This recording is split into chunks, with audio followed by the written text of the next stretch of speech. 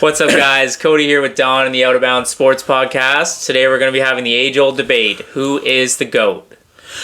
Cody, please tell me that you brought your crying towel, because you're going to need it.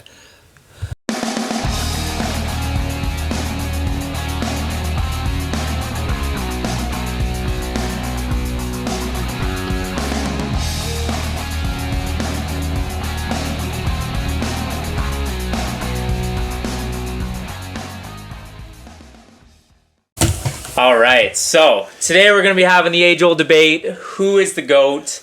You got LeBron versus MJ. You got Messi versus Ronaldo. Gretzky versus Lemieux. The list goes on and on. But we're not going to be talking about any of those. Gretzky versus Lemieux? Let's get that out of the equation. We're doing general consensus Let's get that out of the equation. But today we won't be talking about any of those. Today we'll be discussing who our NFL GOAT is. I've got Brady. Don's got Joe Montana. And we're going to see who is the GOAT. All right, do you want to open it up here, Don? Just briefly start with a little bit about Joe Montana, since you don't know anything about him. Okay, so he played in the NFL from 79 to 94. So his stats were, he was in 4 Super Bowls, but he only won 4. Now, that's 100%, isn't it? Sounds like 100% to me. That's what I'm thinking. He was the 3-time Super Bowl MVP. He was the 2-time NFL Most Valuable Player, NFL Offensive Player of the Year, 3-time First Team All-Pro, 2-time Second Team All-Pro, 8-time All-Pro, 2-time NFL passing touchdown leader, 2-time NFL passer rating leader, 5-time NFL completion percentage leader. He was also named for the NFL 1980s All-Decade Team. He was also named... Who were playing against plumbers in the 1980s? Anyways, continue. For the NFL 75th Anniversary All-Time Team. And for the NFL 100th Anniversary All-Time Team. And he was 2 times Athlete of the Year. No one cares about that stuff. So, and also, I would like to add that when you were behind and you had less than 2 minutes to go in the game, you wanted Joe Montana. 54 career comebacks with less than 2 minutes left in the game. Go. All right, so... Oh, sorry. Just had to wake up a little bit there, a little bit bored after that. It's okay. I'm going to have my nap now. Tom Brady played for 23 seasons, 20 with the New England Patriots, and 3 with the Tampa Bay Buccaneers. He did not go 100% in the Super Bowl, but he has a snazzy 7 Super Bowl championships. That's more than any NFL team total. Absolutely. 5 Super Bowl MVPs. 3 league MVPs. Well, so he was in 10 Super Bowls, and he got 5 MVPs. 5 Super Bowl MVPs, that's correct. And Joe was in 4 Super Bowls and got 3. Okay, as long as I'm getting straight on the facts here. So Tom Brady won more Super Bowls than Joe Montana was even able to get to. Yes, so he only got to 4. Yes, he won 4, but he only got to 4. Don't worry, we're going to get to how he got there, too. Drafted in the 6th round, might I add, late in the 6th round. The GOAT, Tom Brady, also in year 21 was able to throw for 5,000 plus yards. His 7 Super Bowl rings go along with his 3 MVPs, which I already mentioned. He did go 7-3 in the Super Bowl, so 70% in there. It's not quite 100, but okay. And he also was able to win the Super Bowl with 2 different teams. Yes, he was. So now, let's talk about comparing apples to apples. Okay, let's start with career earnings. And this is important because it's a segue to the next part that I want to speak about. Joe Montana, in his career, made $25.5 million for his entire career. Now, if you equate that to today's money, it's less than $60 million. Tom Brady made $450 million in his career. And if you equate that back to 1994, it's $960 million. Okay? So, now, obviously, because times have changed, people earn more, they got paid more. Higher, TV deals, all that stuff. Now, part of the reason why Tom Brady got to the Super Bowl over and over again, then he was allowed, he would take a pay cut. Right? Because if he took a pay cut, then he could get other players on the team to help him win a Super Bowl. Now, he was in that position for one reason and one reason only. Because his wife was making 2 to 3 times the cash he was making. Okay, he didn't need the money. And I would like to hear, if you can tell me a single star athlete in any sport who's making less money than his wife so that he can take this cash and just say, well, you know what? I won't take it now. I'll take it at the end of my career. Well, to me, that just sounds like smart business moves, smart career moves. I mean, it definitely helped his legacy. He won more Super Bowls that way. And also, not only did he put cash aside so that his team could pick up other players, he told them who to get. So he was buying Super Bowls is basically all that he was doing. Buying Super Bowls is a little bit of a stretch. Buying Super Bowls. Look at the MVP players, the Hall of Fame players that he ended up playing with. I could name, obviously, Gronkowski, Randy Moss, but he also made average players a lot better. Look at Wes Welker. Amendola. I understand that, but many receivers that he was able to elevate with his skill and his well, see, now I'm not 100% sure on that, but my point is, if you free up $20 to $30 million a year and say, go out and get this guy, this guy, this guy, they're going to help me win a championship. Okay, there's no other player in the history who is able. But football's a team sport. No, there's no other player in history who is able to hand pick who they want on their team. That's what happens when you're that good. No. That's what happens. No, That's what happens when your wife makes so much money that you don't need the money. Your ownership trusts you. Okay. Your coach trusts you. Point number 2. Joe Montana played the bulk of his career in the 80s. I can absolutely guarantee you, if Tom Brady would have played at the end of the 70s, 80s, early 90s, he wouldn't have had a 23-year career. Because back in that time, there were no protection rules for the quarterback. The quarterback was very simply another guy with the ball. Okay? You could cream this guy. Then over time, and I agree with all of these changes, it was advanced to no hitting below the knees. No hitting helmet to helmet. What the hell is this in the grasp thing? Are you kidding me? Okay? You can't compare generational rules, though, with one or the other. No, you absolutely can. You absolutely have to. And now, in the NFL, if a guy farts in the guy's general direction, the flag's up there. Okay? There's too much protection for them now. When Joe Montana played, I'm telling you, it was open season. Okay? So, there's that. Tom Brady was also able to, though, he was an expert at taking care of his body. He had one major injury in 2008 where he missed the entire season, but otherwise he played pretty much every game from 2001 until 2023. Yeah, and I guarantee you he wouldn't have been doing that in the 80s. Okay, and the third thing. One thing that Joe Montana didn't do, what Tom Brady did do, is cheat. Okay, now, before I get into the specifics of that, if you look at, let's say, other sports, let's look at baseball, for example. Barry Bonds, most home runs ever, 762, I believe. He retired in 2007. He'll never be in the Hall of Fame.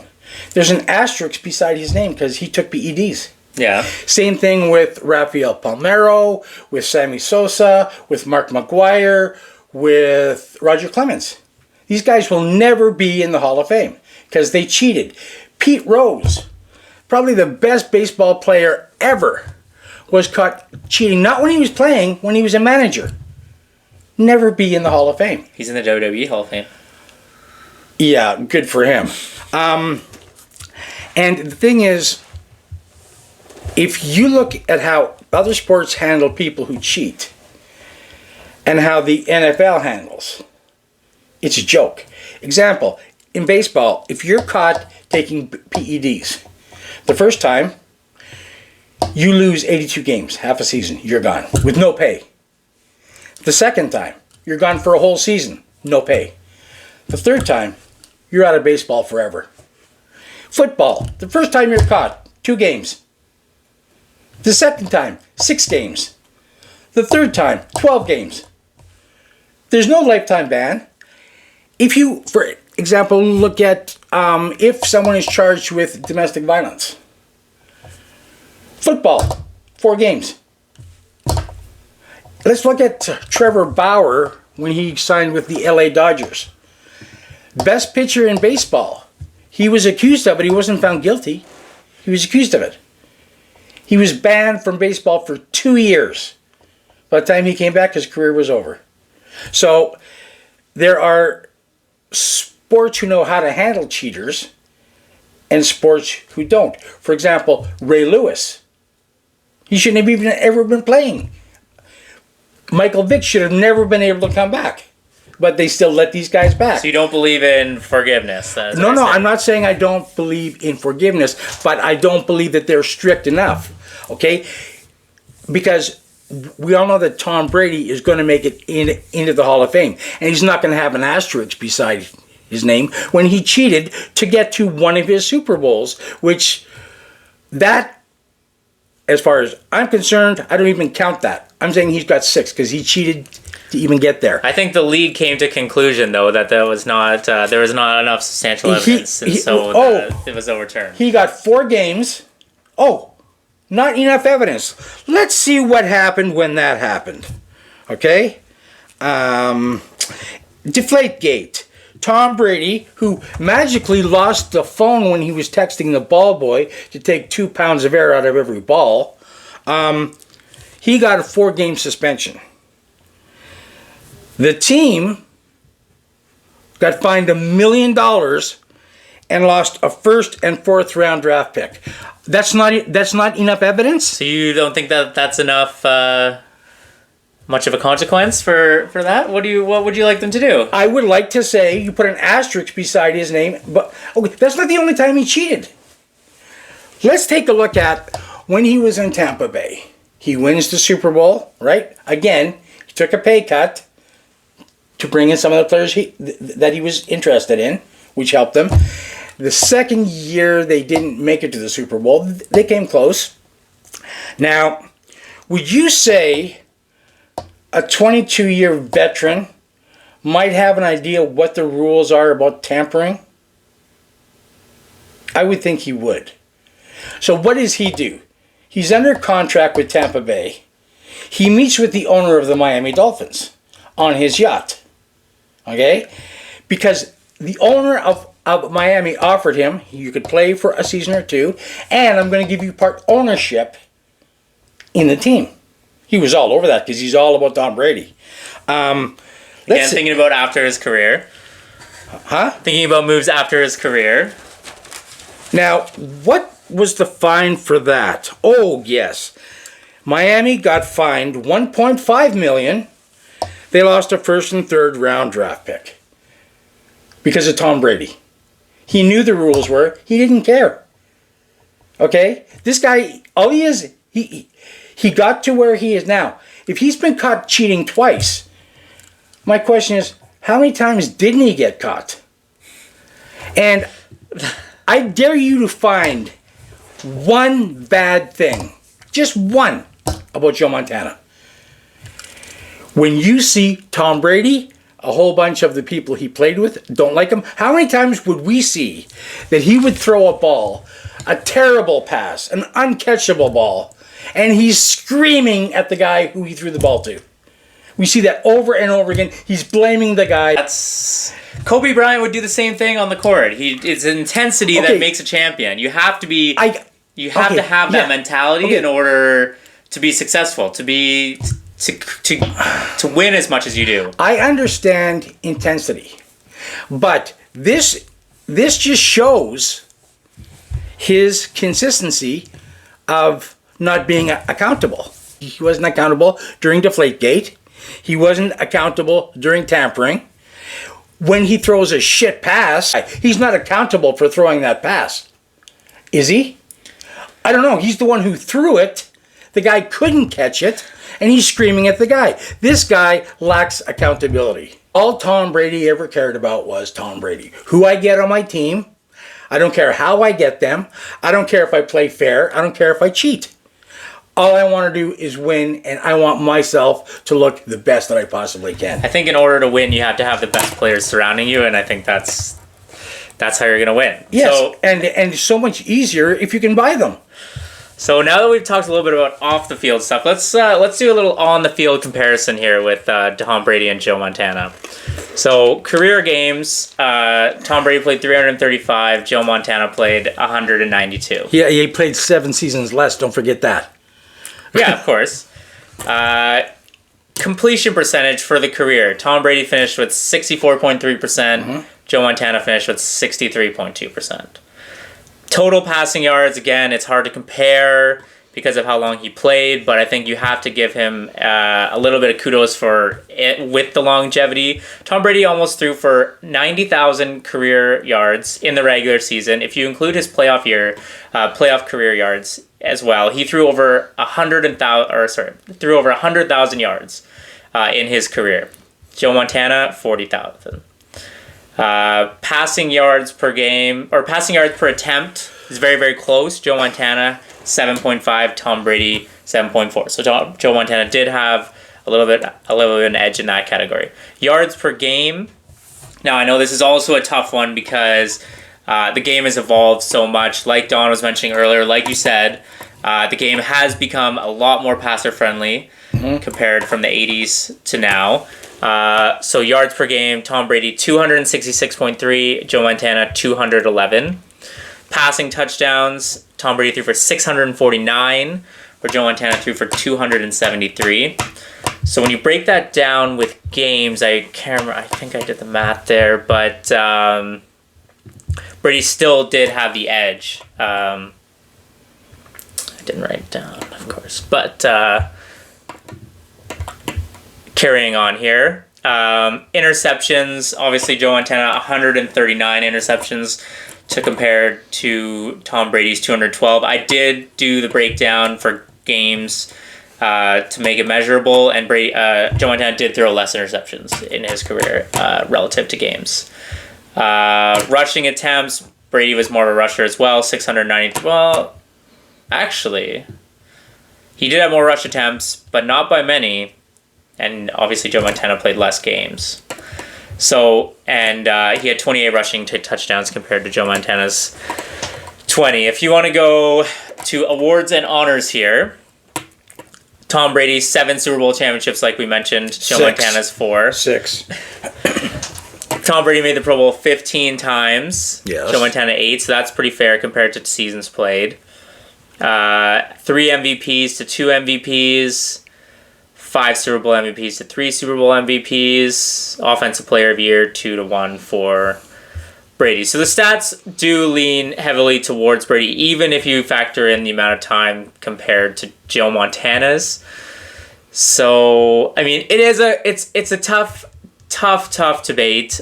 I think when you think of expectations, Joe Montana was drafted in the 3rd round. Mm-hmm. So it's not like he was a first rounder. It's not like he was, like a high-touted college QB that came out and into the NFL and, was expected to be good. He still had a little bit of a chip on his shoulder. Brady was drafted in the 6th round. Same thing. He took over for Drew Bledsoe in the 2001 season when he got injured. But back-to-back Super Bowls. They both had back-to-back Super Bowls, I believe. Mm-hmm. So I mean, it's a close debate. There's arguments for both. I do think that Brady, I got to see him play essentially his whole career. I'm a New York Giants fan, so I saw him get his heart broken not once, but twice by Eli Manning.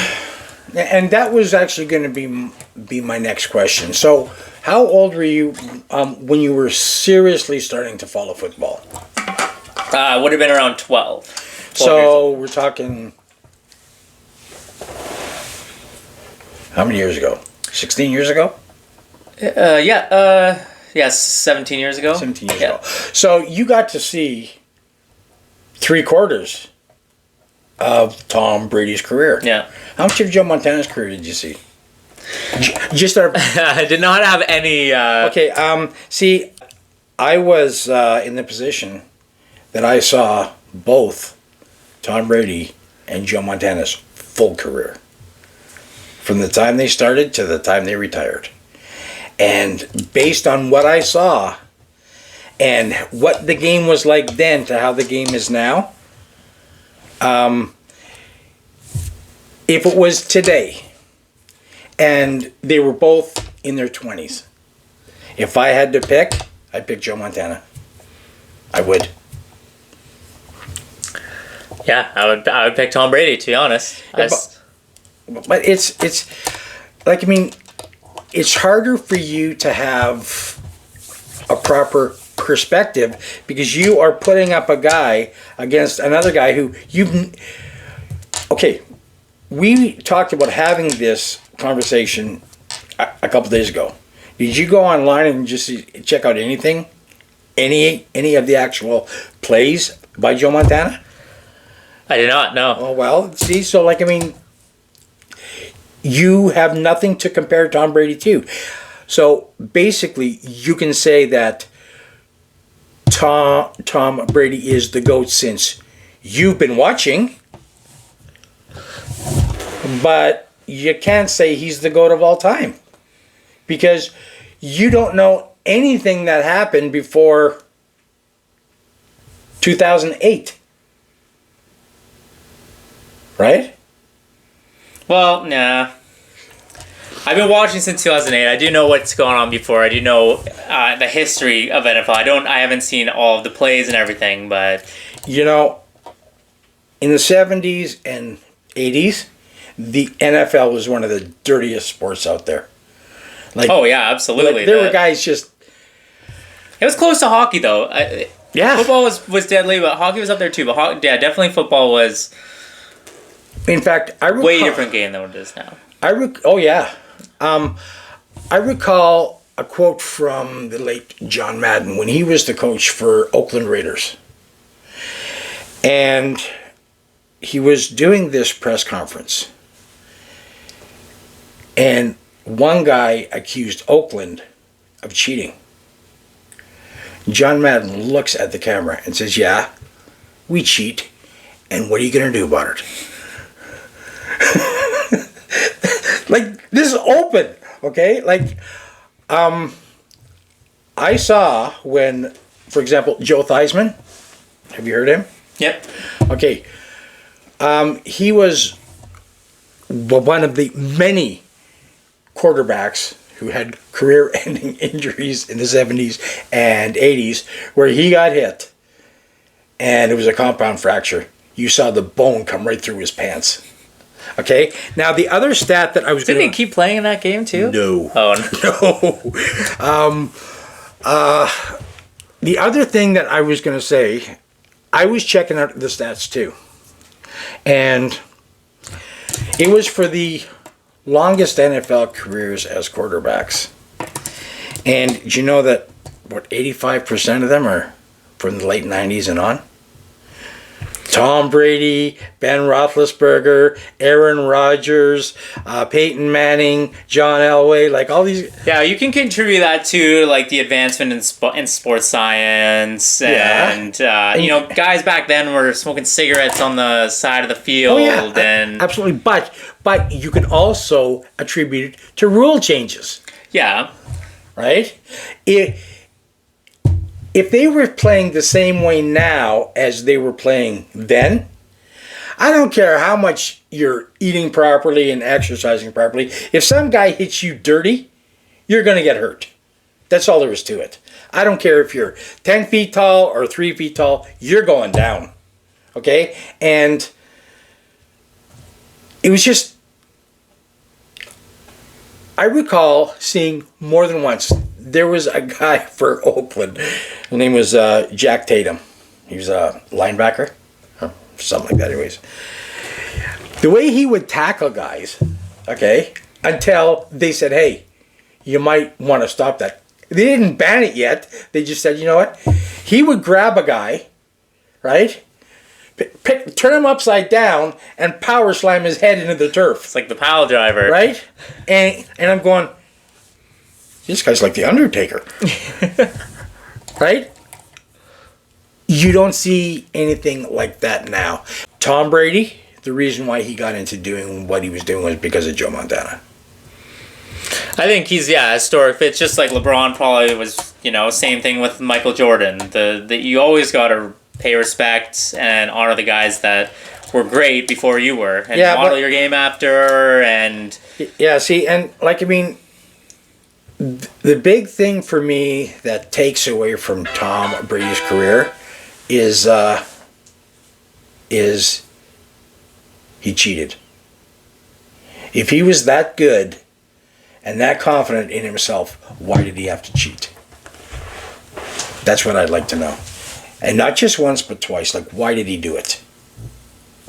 Yeah, I can't speak for Tom Brady on that. No, but if he's this great player who can do it all on his own, why are you cheating? That's why I say he's not the greatest. If he didn't cheat, then I'd be thinking twice about this conversation. Okay, but he did cheat, and he got caught, and he got caught twice. So that's why I say, he's up there. I put him number 2. If he didn't cheat, I'd probably put him number 1. Because you need to understand this too. It's just like, Don's a big Joe Montana fan. You know what? When I was watching him play, I couldn't stand this guy because he was knocking my Cowboys out of the playoffs every bloody year. Okay? I hated his guts. Yeah. Okay? But I also appreciated and saw what he could do. Yeah, you got to appreciate the greatness. Right? Especially, yeah. And yes. So, yeah. For me, it just comes down to the 1 point. All right?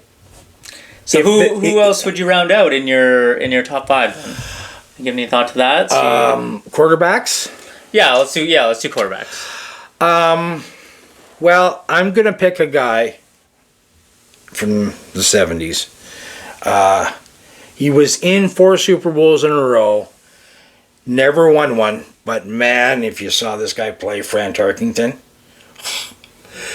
This guy, he was a quarterback with speed. Right? Like, he could throw, he could scramble, he could run.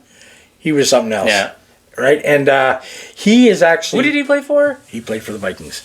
And and he is actually one of the exceptions to the quarterbacks who are in the longest playing careers.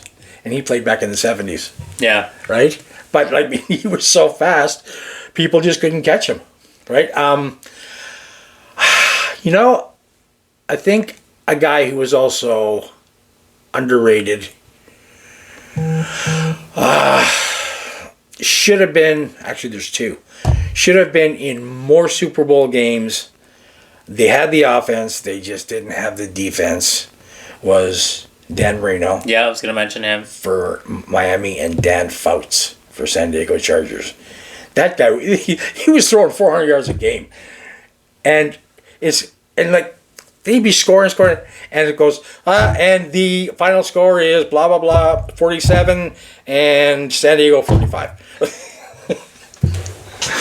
Yeah, you can only do as much as your defense is going to do for you. Yeah, so I would pick those guys. I would definitely put Peyton Manning up there. Yeah. Drew Brees is another great one. Drew Brees, you know what? That guy is so underrated. It's unbelievable. He was the guy that nobody wanted. And he had the NFL passing mark until he got passed by Tom Brady. And he got passed in a single game for single games in a season, for just a complete season, by Patrick Mahomes. But again, I got to put an asterisk beside that. Okay? Because when Drew Brees did it, was a 16-game schedule.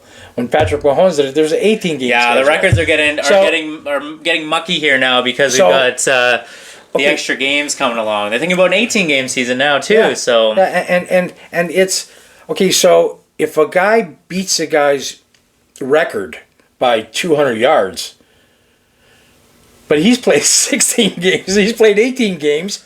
That's not a comparison. Yeah. It's what did he do up until game 16? That's what if you want to compare apples to apples. That's what you add up to. Yeah, absolutely. Right? And not his best 1 to 16.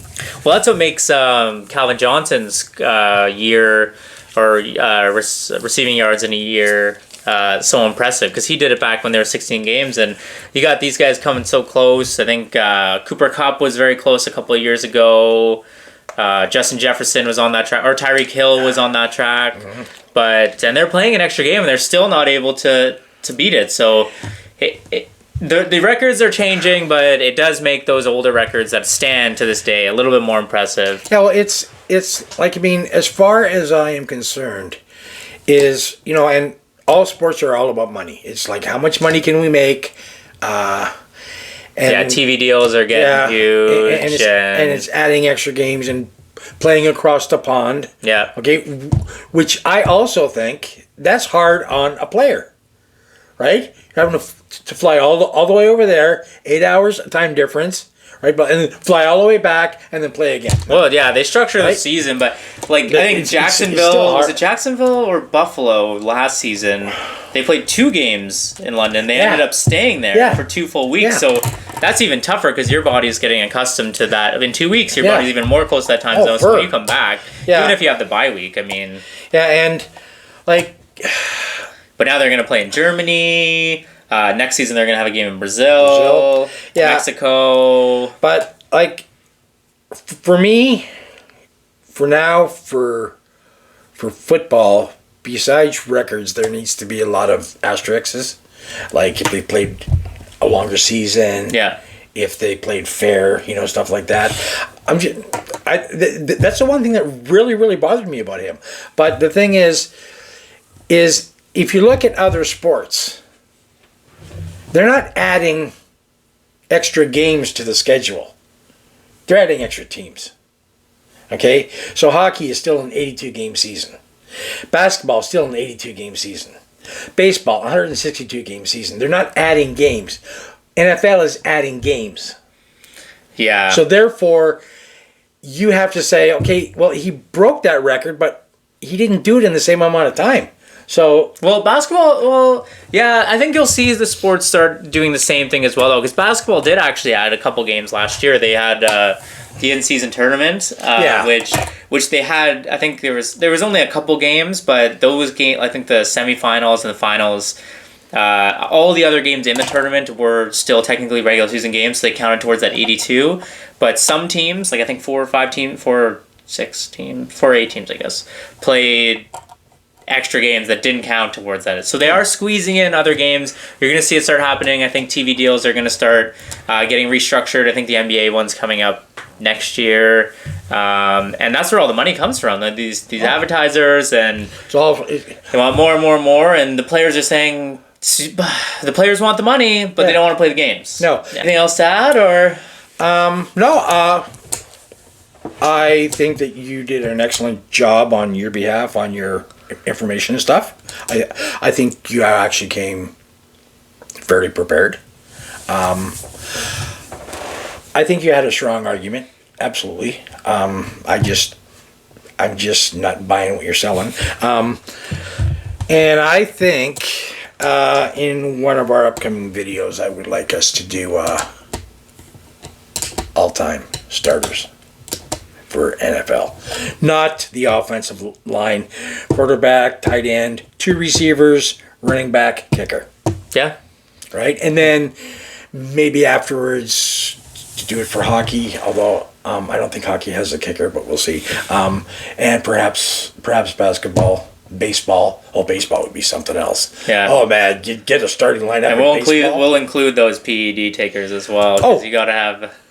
Other thing that I was going to just say, which I was going to bring up and I forgot. Who's the kid on the Raptors who is caught gambling? Oh, Jonte Porter.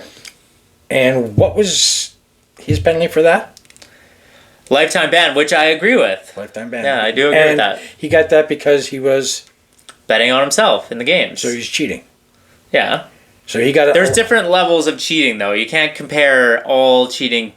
I'm not saying cheating's okay, but there are different levels of cheating that warrant different types of punishment. Okay, so that's like saying that a lie is not a lie.